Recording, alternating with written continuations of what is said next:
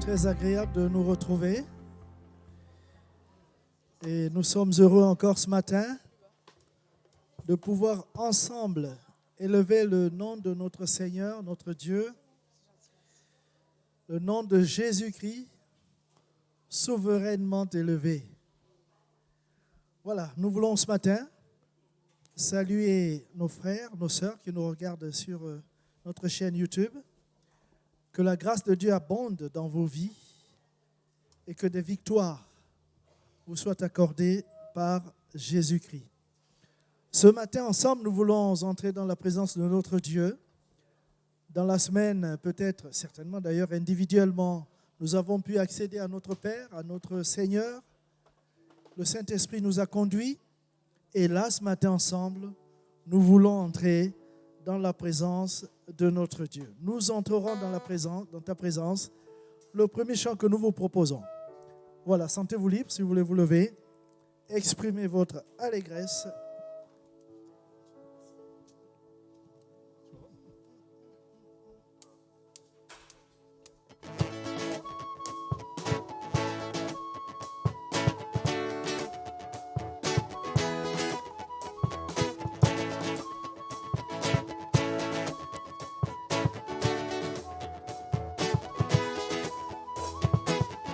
Nous entrerons dans ta présence avec des louanges et des danses. Où est notre Dieu, car il est bon et glorieux.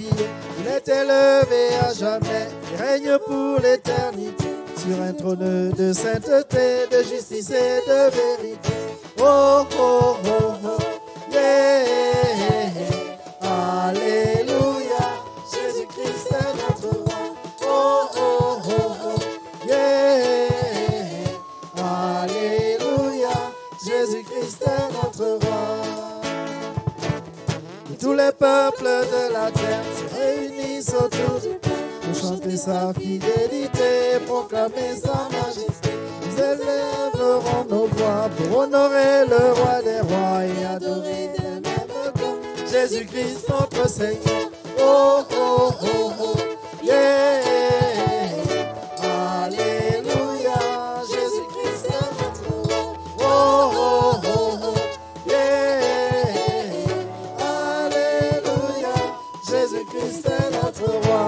Musique.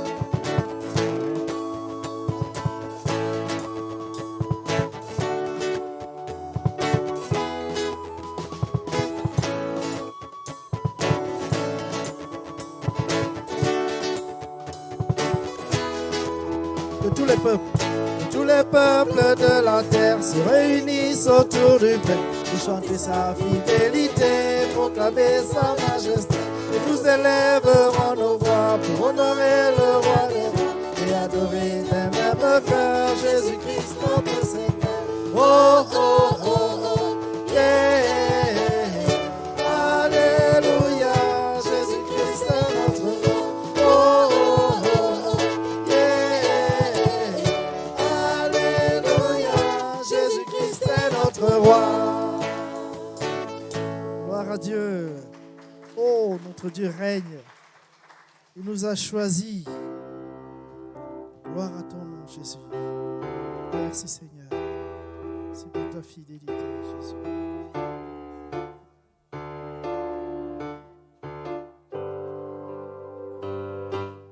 Tu m'as choisi.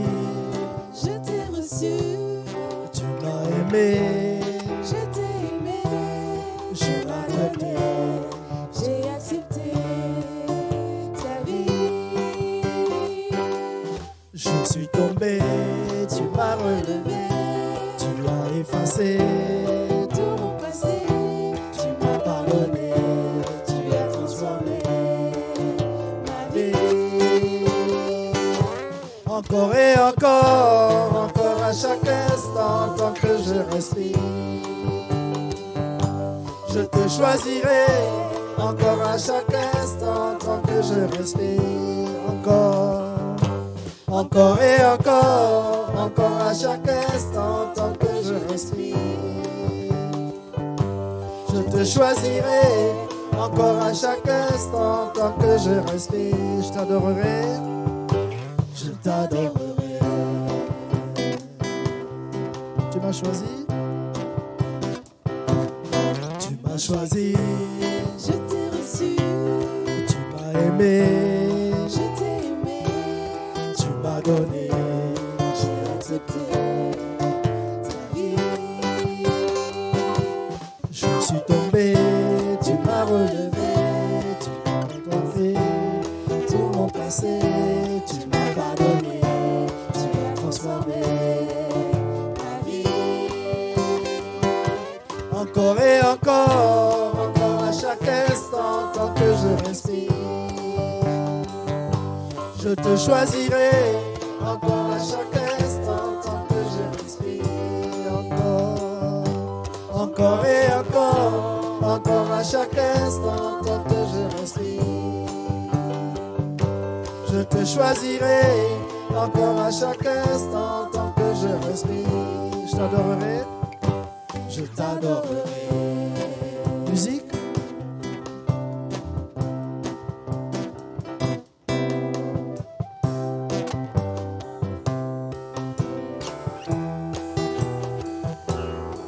Gloire à toi, Jésus. Merci Seigneur.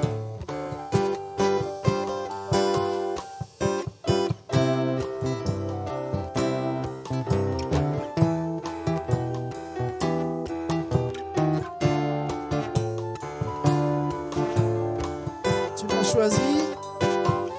Tu m'as choisi. je t'ai reçu, Tu m'as aimé. je t'ai aimé, Tu m'as donné. j'ai accepté ta vie. Je suis tombé. Tu m'as relevé. Tu m'as effacé. Tout mon passé, Tu m'as pardonné. Tu as transformé ma vie. Encore et encore à chaque instant, tant que je respire. Je te choisirai, encore à chaque instant, tant que je respire. Encore et encore à chaque instant, tant que je respire. Je te choisirai, encore à chaque instant, tant que je respire. Je t'adorerai. je t'adorerai, Je t'adorerai. je t'adorerai, Je t'adorerai.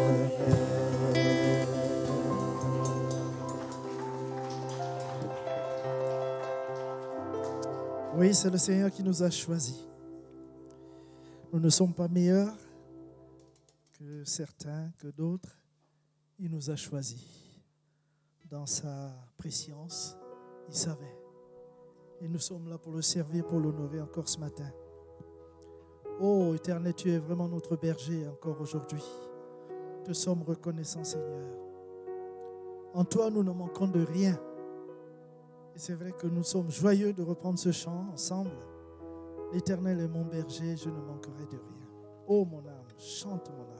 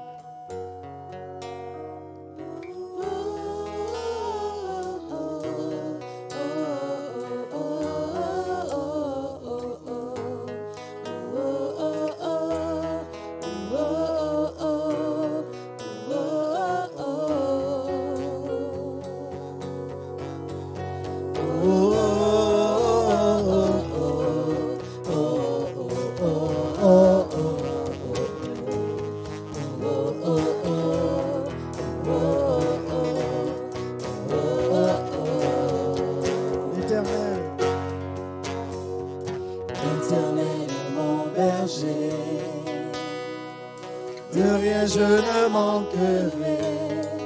Oh mon âme, chante mon âme, pas à pas il me conduit au bord des eaux calmes je le suis. Oh mon âme, chante mon âme. Toujours le bonheur et la grâce m'accompagneront devant sa face. Dans sa présence, tellement de joie, tellement de joie. Et tant qu'il se trouve auprès de moi, aucun mal, mon âme, tu ne craindras. Et dans son temps, je reviendrai.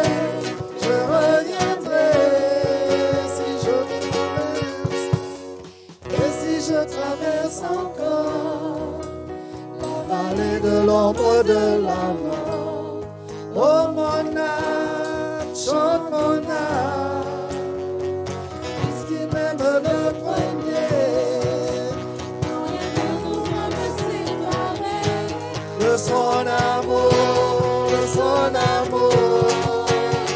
Toujours le bonheur et la grâce m'accompagneront devant sa face, dans sa présence, tellement de joie, tellement de joie. Et tant qu'il se trouve auprès de moi, aucun mal, mon âme, tu ne craindras. Et dans son temps, je reviendrai, je reviendrai.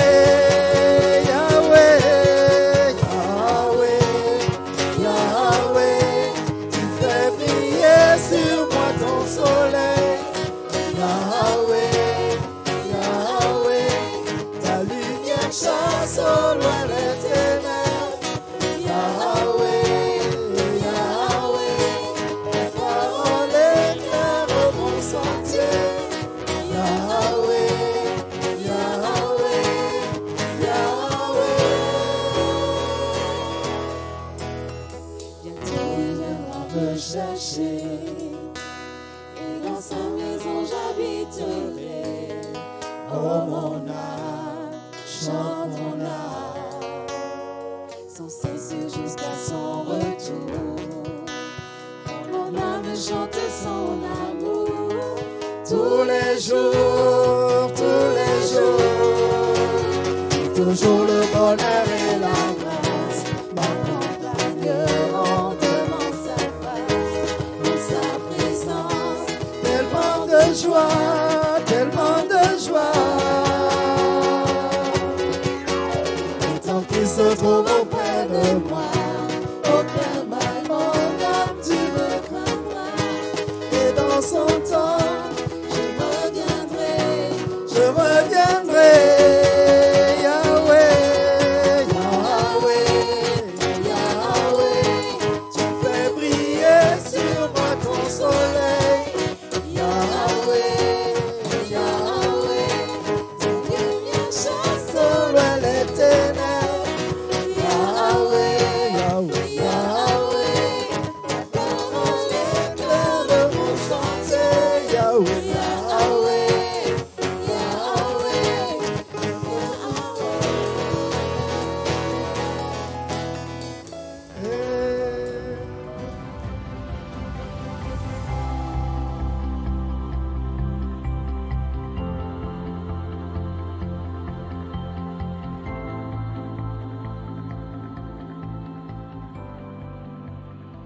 J'aimerais parler sur la sainteté de Dieu. Dans Lévitique, chapitre 20, verset 7, il est écrit « Vous vous sanctifierez et vous serez saints, car je suis l'Éternel votre Dieu. » Et au même chapitre, le verset 26, « Vous serez saints pour moi, car je suis saint, moi l'Éternel, je vous ai séparés des peuples, afin que vous soyez à moi. Amen. » Dieu est saint, il est très saint, et nous devons réaliser qu'on ne peut pas s'approcher de Dieu n'importe comment. Nous devons d'abord réaliser sa grandeur, sa puissance, sa majesté, sa sainteté, sa gloire. Et cela doit susciter en nous une crainte respectueuse de Dieu.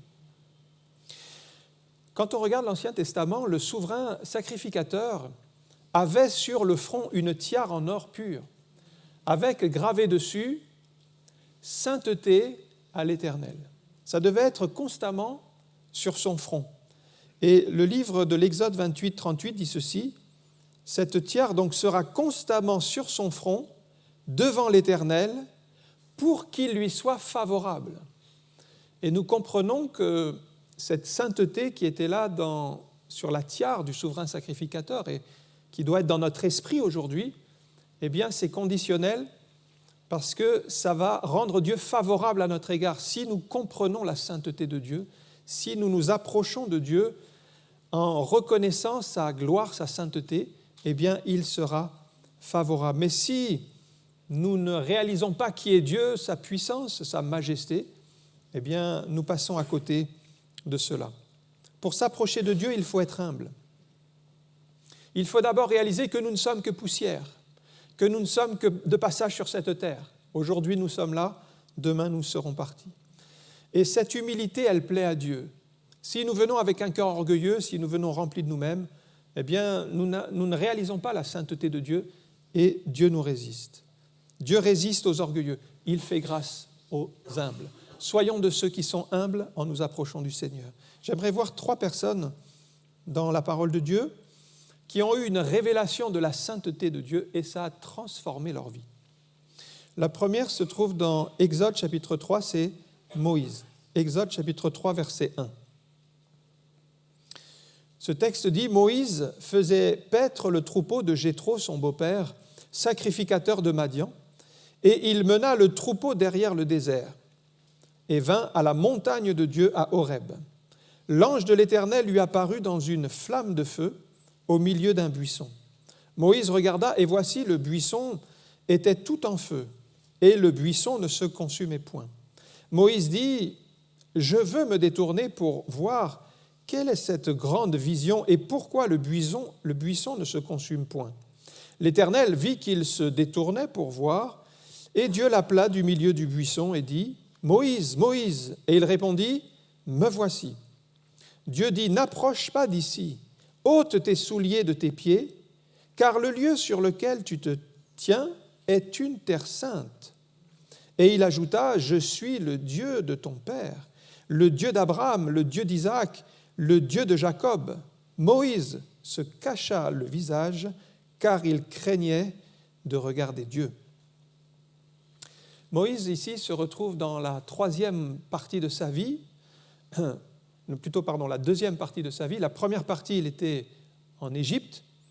Et là, alors qu'il était dans la cour de Pharaon et qu'il était, on va dire, en autorité dans ce pays, il commandait des serviteurs. Maintenant, il se retrouve serviteur de son beau-père. Et ça fait 40 ans qu'il est là à garder les troupeaux de son beau-père. On sait qu'en Égypte, il était très orgueilleux et qu'il était imbu de lui-même et qu'il avait été élevé dans toute la science et la sagesse des Égyptiens. Et même à un moment donné, il a voulu délivrer le peuple d'Israël, dont il avait compris qu'il faisait partie, par sa propre puissance. Et avec sa main, il avait tué un Égyptien. Ça n'était pas le plan de Dieu, ça n'était pas le temps de Dieu, il a dû fuir. Et après 40 ans de mise à l'écart, dans le désert, à s'occuper des troupeaux de son beau-père, il a appris l'humilité. Il est devenu humble. Et Dieu parfois nous met à l'écart. Dieu parfois nous met dans des temps de désert, mais pour nous humilier. Ces épreuves sont utiles. Cette mise à l'écart est nécessaire. Pourquoi ? Parce que nous ne devenons pas humbles naturellement. Nous devenons humbles par les épreuves de la vie. Et Dieu les permet parce qu'il sait que c'est nécessaire pour notre avancement. Moïse, dans ce temps d'humilité, de mise à l'écart, a eu la bonne attitude. Il a cherché Dieu. Il a passé du temps à écouter Dieu, à développer une communion avec Dieu. Voilà comment nous devons utiliser nos temps de mise à l'écart, les temps de désert, pour développer l'écoute de Dieu.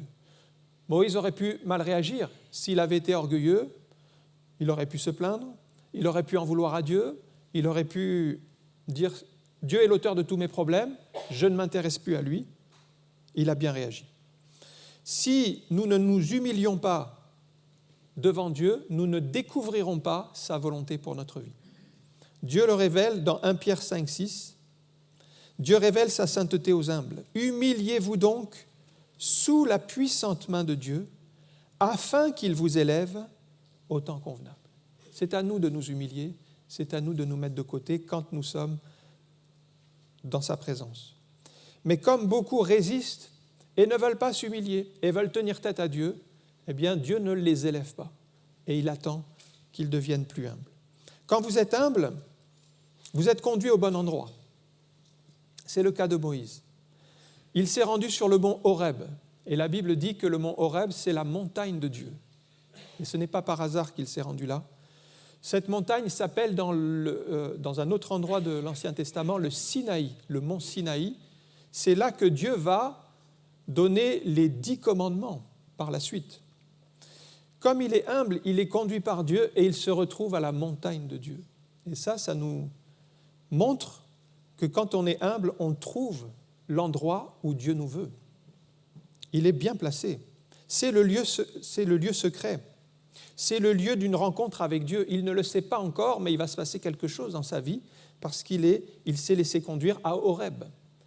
Nous avons chacun dans notre vie un Horeb à trouver, c'est-à-dire un lieu de rencontre avec Dieu. Mais nous ne le trouverons pas si nous sommes orgueilleux, si nous sommes fiers de nous-mêmes, si nous sommes vaniteux, eh bien nous ne serons pas au bon endroit. Mais comme Moïse est humble, il est conduit là où Dieu veut. L'Éternel apparaît à Moïse, et c'est Jésus qui dit dans Matthieu 5,8 « Heureux ceux qui ont le cœur pur, car ils verront Dieu. » Voilà pourquoi Moïse a pu voir les choses de Dieu, des réalités spirituelles, parce que son cœur était pur. Un cœur pur nous permet d'avoir une nouvelle révélation de la sainteté de Dieu, de la gloire de Dieu. Alors chacun doit veiller sur son cœur. Proverbe 4, 23 dit « Garde ton cœur plus que toute autre chose, car de lui viennent les sources de la vie. » Ah, dans un cœur pur, cela permet de nous approcher de Dieu, cela permet d'entendre Dieu nous parler. Mais si dans notre cœur il y a de la jalousie, il y a de l'amertume, il y a de la méchanceté, de la colère, eh bien tout ceci nous rend sourds et nous rend aveugles et nous ne voyons pas les choses de Dieu. Vous ne pourrez pas voir Dieu et sa gloire si votre cœur est rempli de mauvaises pensées. Parce que notre cœur a des yeux et ces yeux peuvent être fermés. C'est pourquoi Paul prie pour les Éphésiens. Il fait cette prière en disant « Seigneur, que Dieu illumine les yeux de votre cœur. » Voilà comment il prie pour les Éphésiens. Que les yeux de votre cœur soient ouverts sur les réalités spirituelles. Bien, je pense qu'on peut faire la même prière pour nous aujourd'hui. Seigneur, ouvre les yeux de notre cœur afin que nous restions humbles et que nous comprenions les choses de Dieu. Alors Moïse répond à l'appel de Dieu sur sa vie. Quand Dieu l'appelle à travers le buisson qui se met en feu, et ce qui est étrange, c'est que le buisson ne se consume point. Alors Moïse fait un détour et il vient voir ce buisson et il entend cette voix qui l'appelle, c'est la voix de Dieu. Et il répond « Me voici ». Et cette réponse, ça doit être la nôtre aussi. Quand Dieu nous appelle, quand Dieu nous parle, si nous sommes humbles, si nous avons ce cœur pur, nous pouvons répondre « Me voici Seigneur » pour faire ta volonté. Il ne dit pas à Dieu « Attends Seigneur, je verrai ça une autre fois, j'ai d'autres occupations, j'ai d'autres priorités dans ma vie, je m'occuperai de ta volonté plus tard. » Non, il a compris que la volonté de Dieu, c'est important. Ne remettez pas à demain. Si Dieu vous appelle, si Dieu vous parle, si Dieu vous conduit, si vous avez trouvé Horeb, l'Horeb de Dieu, et vous entendez sa pensée, la révélation de Dieu pour votre vie, eh bien répondez « Me voici Seigneur, je veux faire ta volonté. » Si vous n'êtes pas vraiment disposé à servir le Seigneur comme il vous le demande, c'est que votre cœur n'est pas entier pour l'Éternel. C'est qu'il y a encore dans ce cœur l'attachement au monde, les désirs personnels de faire notre volonté, mais pas chercher à plaire à Dieu. Et tant que notre cœur n'est pas entier pour le Seigneur, alors nous ne pourrons pas dire « Me voici Seigneur » pour faire ta volonté. C'est pourquoi nous devons d'abord laisser le Seigneur régner dans notre cœur. Et pour connaître la volonté de Dieu pour notre vie, il nous faut être consacrés à Dieu. Donner entièrement notre vie au Seigneur. Si nous ne le faisons pas, si nous n'avons pas cette démarche de nous consacrer, de dire « Seigneur, prends tout ». Oui, prends tout, Seigneur, prends ma vie, prends mon cœur, prends mon âme. Eh bien, nous ne pourrons pas faire la volonté de Dieu pleinement dans notre vie. Seuls les chrétiens consacrés acceptent de payer le prix pour faire la volonté de Dieu plutôt que de faire leur propre volonté. Ils ne regardent plus au prix à payer, mais ils brûlent d'amour pour le Seigneur et ils disent « Seigneur, me voici, je veux faire ta volonté ». C'est Moïse. Moïse, il reçoit une révélation de la sainteté de Dieu.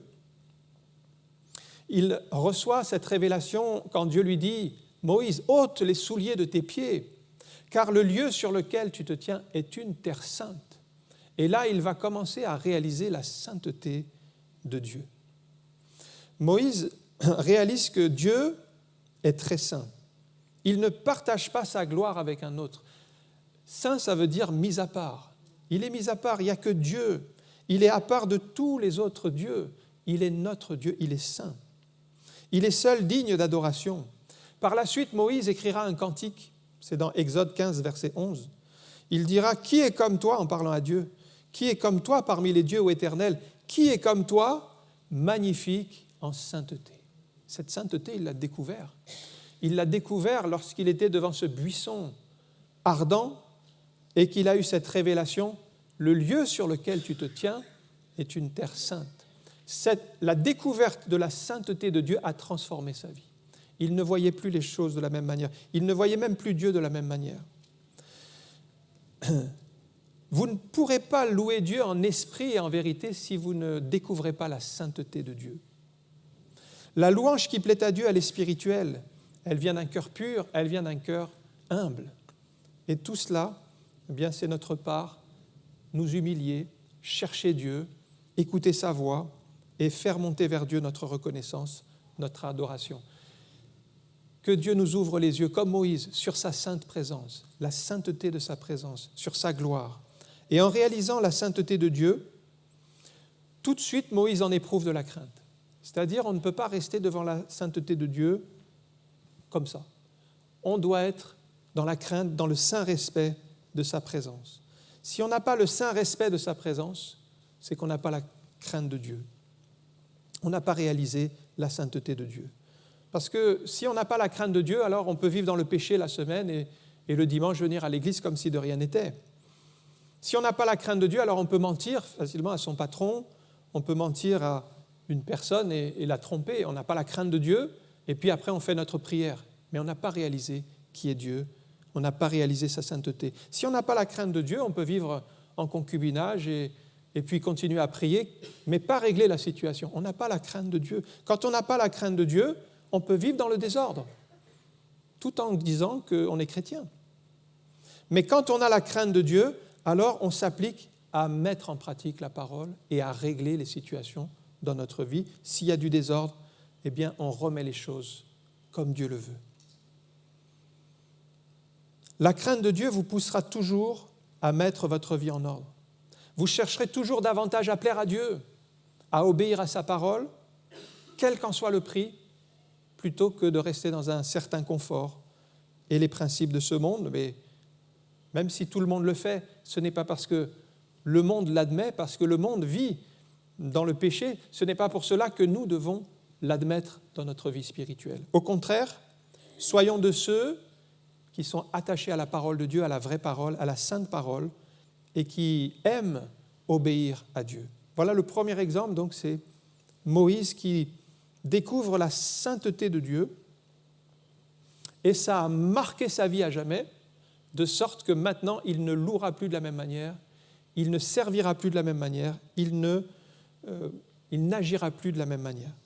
Un autre exemple, c'est celui de Ésaïe au chapitre 6 et au verset 1.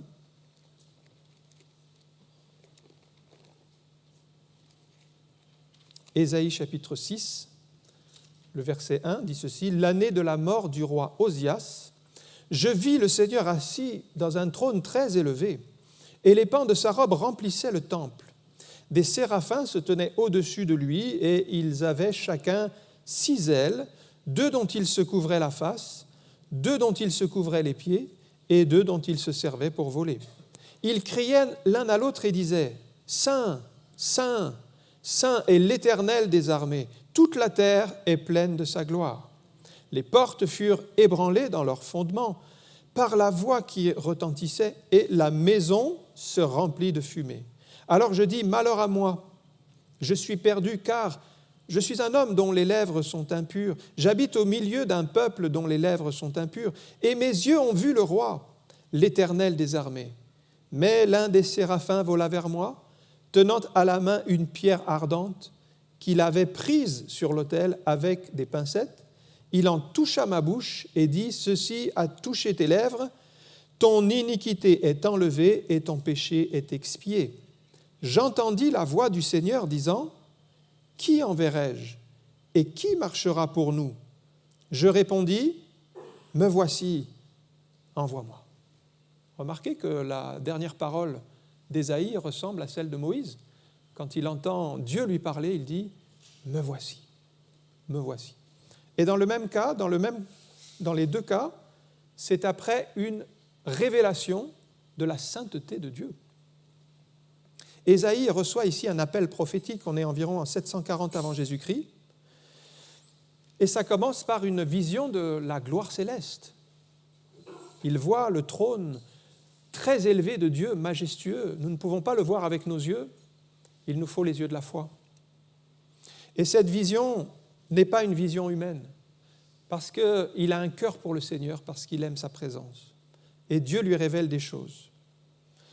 Cette vision de foi, ça doit être la nôtre aujourd'hui, afin que nous puissions voir les réalités de Dieu. Si vous croyez, vous verrez les choses que Dieu veut pour vous. Plus vous vous approchez de Dieu, plus votre vision va changer. Certains marchent encore par la vue et ils ne croient que ce qu'ils voient, mais ils ne peuvent pas avancer. Ils seront découragés et ils feront demi-tour. Et peut-être ils abandonneront le Seigneur. La marche par la vue ne vous fera pas avancer dans l'œuvre de Dieu.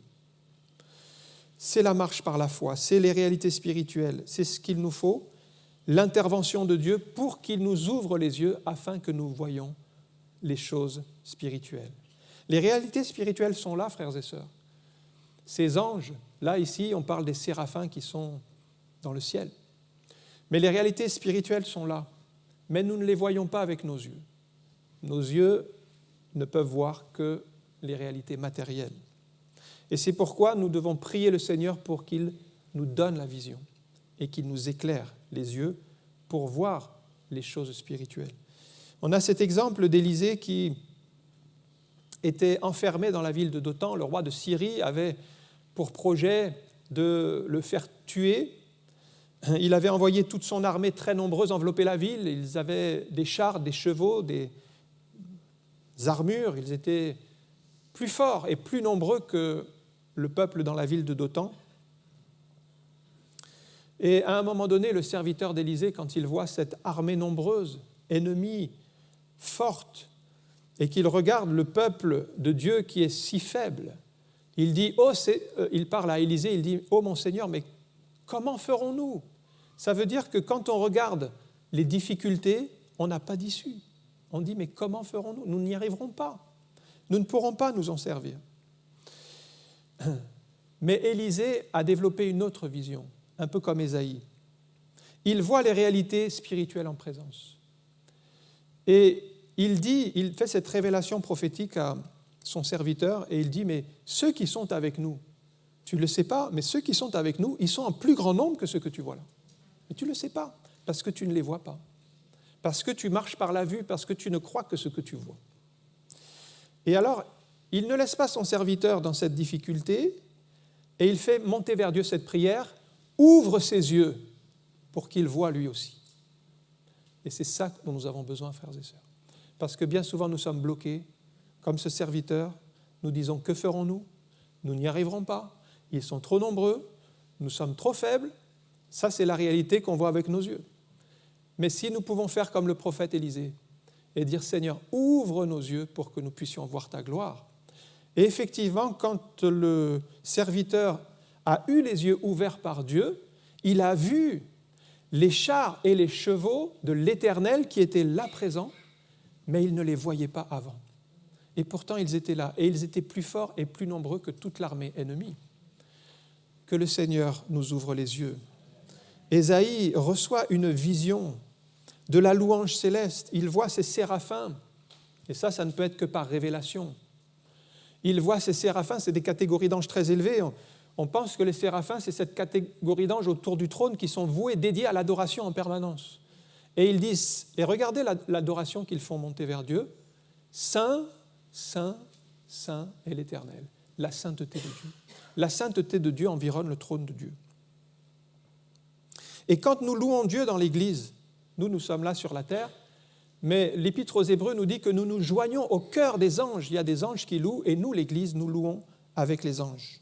Il y a beaucoup d'adoration dans le ciel. Si vous lisez l'Apocalypse, vous verrez beaucoup d'exemples d'adoration céleste. L'adoration des séraphins exprime la sainteté de Dieu. Pourquoi ? Parce qu'au ciel, tout est pur, tout est parfait, il n'y a pas de péché. C'est le bonheur éternel. Jean nous parle de cette paix céleste dans Apocalypse 21:4. Voilà comment c'est le ciel. Il essuiera toute larme de leurs yeux, et la mort ne sera plus. Il n'y aura plus ni deuil, ni cri, ni douleur, car les premières choses ont disparu. Au ciel, c'est le bonheur éternel. Au ciel, c'est la paix. Le ciel, c'est notre destination éternelle. C'est là où nous allons, frères et sœurs. Gardons dans l'esprit que le ciel, c'est le meilleur endroit.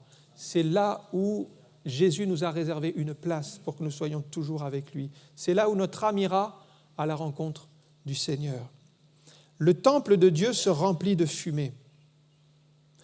Et là, quand on réalise la sainteté de Dieu, il se passe quelque chose, c'est que la présence de Dieu se manifeste. Ici, par la fumée. À d'autres endroits, sa présence, elle se fait sentir. À un moment, c'est dit dans l'Ancien Testament que les sacrificateurs devaient sortir du temple tellement la présence de Dieu était forte dans ce lieu. Ils ont senti la présence de Dieu. Le temple est rempli de fumée. Ésaïe 57, verset 15 dit ceci. « Car ainsi parle le Très-Haut, dont la demeure est éternelle et dont le nom est saint. J'habite dans les lieux élevés et dans la sainteté. » On retrouve toujours la sainteté qui environne le trône de Dieu. « Mais je suis avec l'homme contrit et humilié, afin de ranimer les esprits humiliés, afin de ranimer les cœurs contrits. » Et voilà le cœur qu'il nous faut pour découvrir la sainteté de Dieu, c'est ce cœur humilié, c'est ce cœur contrit. C'est comme cela qu'on va s'approcher de Dieu. Dieu révèle les choses cachées aux humbles, à ceux qui s'approchent de Dieu avec crainte et tremblement. Ésaïe donc a cette attitude de cœur contrit, il est humble, et là, face à la sainteté qui lui est dévoilée, qui est extraordinaire, il réalise son péché. Et plus on va découvrir la sainteté de Dieu, plus ça va nous amener à demander pardon pour nos péchés. Parce que Ésaïe sait que dans son cœur, il y a des péchés qui doivent être pardonnés. Il dit au verset 5, « Malheur à moi, je suis perdu, je suis un homme dont les lèvres sont impures. » Il réalise son péché. Il sait que ses paroles doivent être changées et combien de nos paroles, à tort et à travers, sont mauvaises et qu'elles doivent être changées. Il reconnaît que le peuple entier a besoin d'être transformé et il demande pardon à Dieu de tout son cœur. Voilà ce qui se produit quand on est en contact avec la sainteté de Dieu. Immédiatement, on reconnaît nos péchés et on demande pardon et on s'humilie. Dieu intervient pour son serviteur, il envoie un ange, un des séraphins, prendre avec une pincette un charbon ardent, une pierre ardente qui est là sur l'autel, et il va mettre cette pierre sur les lèvres de son serviteur en disant « Ton péché est pardonné, ton péché est expié, c'est terminé, parce que ça c'est la grâce de Dieu. » Si nous avons le cœur contrit, si nous sommes humbles, nous réalisons la sainteté de Dieu, nous demandons pardon pour nos péchés, lui, il nous pardonne. C'est le miracle de Dieu, c'est la grâce de Dieu. La part d'Ésaïe, c'est de confesser son péché. La part de Dieu, c'est de nous le pardonner. 1 Jean chapitre 1, verset 8, « Si nous disons que nous n'avons pas péché, nous nous séduisons nous-mêmes. La vérité n'est point en nous. Mais si nous confessons nos péchés, c'est ce qu'Ésaïe fait, il est fidèle et juste pour nous les pardonner et pour nous purifier de toute iniquité. » La sainteté de Dieu nous fait réaliser notre péché, nous demandons pardon et nous sommes lavés, purifiés. Il y a deux possibilités devant Dieu. Soit nous disons que nous n'avons pas péché, ça veut dire qu'on n'a pas eu une révélation de la sainteté de Dieu. Ça veut dire qu'on n'a pas compris qui est Dieu et qui nous sommes. Nous sommes pécheurs. Mais nous disons que nous n'avons pas péché, alors la vérité n'est pas en nous. Alors nous pouvons être chrétiens, nous disons nous n'avons pas péché, mais la vérité n'est pas en nous. Et la deuxième possibilité, c'est ce qu'Ésaïe a choisi, si nous confessons nos péchés. Mais pour vraiment confesser ses péchés, il faut réaliser qui est Dieu, sa sainteté. Le pardon des péchés, c'est une grâce, personne ne le mérite. Dieu sait d'ailleurs que nous ne pouvions pas nous pardonner nous-mêmes, et donc il a prévu la mort de Jésus à la croix pour effacer nos péchés. Et nous ne pouvons pas gagner la faveur de Dieu par nos efforts, par notre justice. Ésaïe l'a compris, il a choisi le chemin de l'humilité, de la repentance, et Dieu a pardonné son péché. C'est une repentance totale, aboutissant à un pardon total. Ésaïe répond à l'appel de Dieu pour sa vie. Il y a vraiment un parallèle à faire entre l'appel de Moïse, qui découvre la terre sainte, et Ésaïe, qui découvre la sainteté de Dieu dans le temple. Et en même temps, avec cette découverte, la vocation.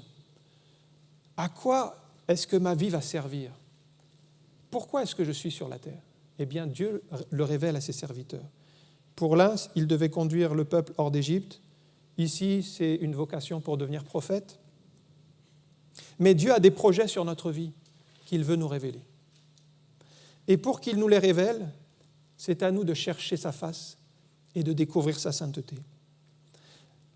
Ésaïe, exactement comme Moïse, choisit d'obéir à Dieu. Il dit « Me voici, envoie-moi ». Voilà quelqu'un qui a le cœur pur.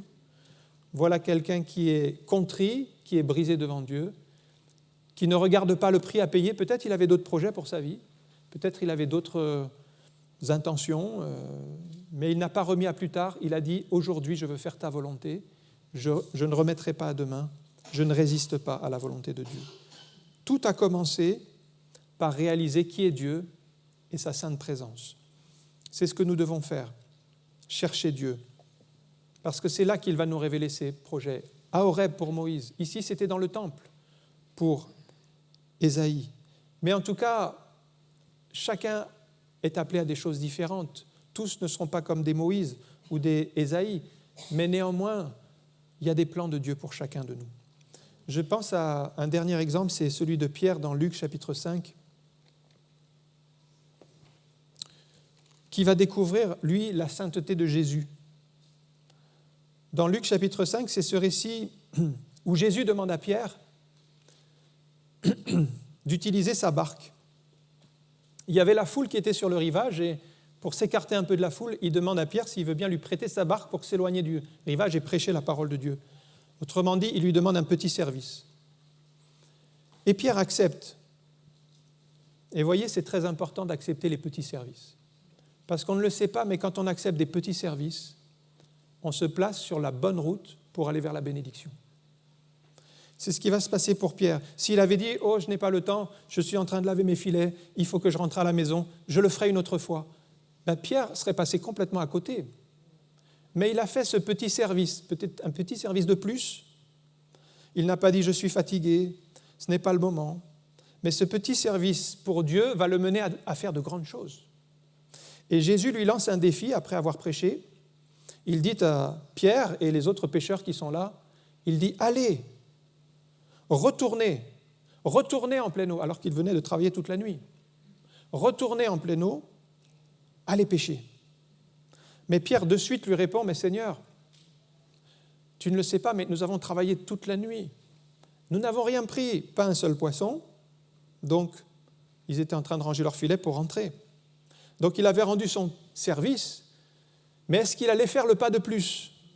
Là encore, nous sommes éprouvés. Le petit service et maintenant le grand défi. Eh bien, Pierre a la bonne attitude quand il dit « Seigneur, sur ta parole, je jetterai le filet. » Donc, il obéit sans tout comprendre parce qu'il croit que la parole de Jésus est puissante pour transformer les choses. Une parole de Jésus peut changer votre situation, comme ça l'a fait pour Pierre. Une parole de Jésus peut débloquer une situation qui est sans issue. Peut-être les factures sont là, les portes sont fermées, mais une parole de Jésus apporte la lumière. Une seule parole de Jésus va débloquer cette situation de pêche infructueuse. Si vous obéissez aux paroles de Jésus, donc, vous dites « sur ta parole, je ferai ce que tu me dis », ici je jetterai le filet, bien Pierre aurait pu raisonner en disant « ça n'a pas de sens », j'ai déjà fait la nuit dernière, ça n'a pas marché, alors vous avez le choix, soit vous suivez vos raisonnements, soit vous dites « sur ta parole, je ferai ta volonté ». Et c'est ce qu'il a fait. Il est donc reparti, peut-être sans grand espoir, mais il s'attendait à ce que Jésus fasse quelque chose. Et ce n'est pas Pierre par sa capacité qui a fait cette grande pêche, c'est Dieu lui-même qui a envoyé les poissons autour de la barque.